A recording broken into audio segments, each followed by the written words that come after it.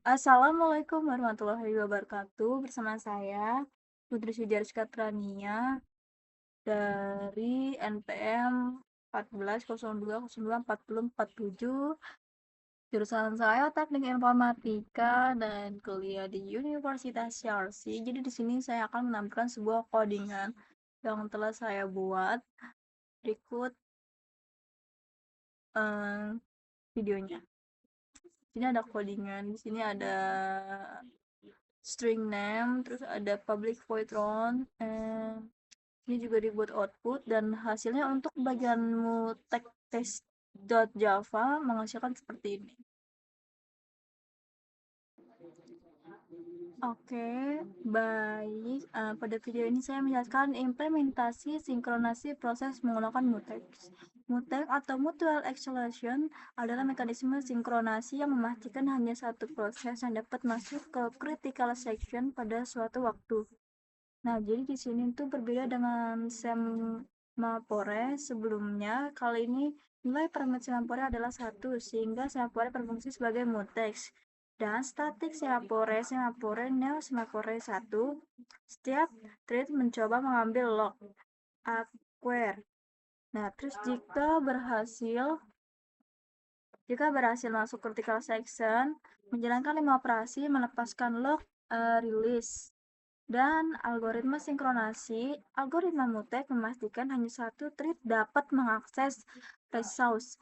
Thread lain harus menunggu hingga lock dilepas. Tidak ada dua thread yang berjalan bersamaan dalam critical section.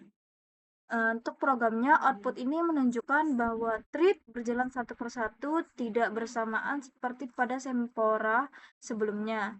Demikian penjelasan mengenai mutex dengan semaphore kapasitas dan terima kasih. Selanjutnya akan saya buat untuk semaphore test.java.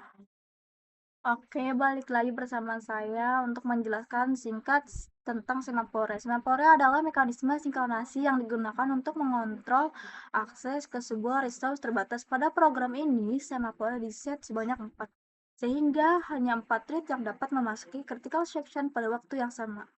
Nah, program ini terdiri dari sebuah semaphore berkapasitas 4 dan static semaphore sama dengan neo semaphore 4. Kelas myATMThread sebagai representasi thread yang ingin mengakses ATM. Setiap thread meminta izin masuk ke critical section acquire menjalankan operasi sebanyak 5 kali melepaskan izin release. Pada main ada 6 thread yang dijelaskan A, B, C, D, E, F, G. Di sini telah saya perlihatkan. Nah, algoritma yang digunakan adalah jika permit semaphore masih ada thread diizinkan masuk, semaphore dikurangi 1 thread menjalankan proses dalam critical section. Setelah selesai, semaphore dikembalikan dengan release. Jika permit habis, thread lain harus menunggu.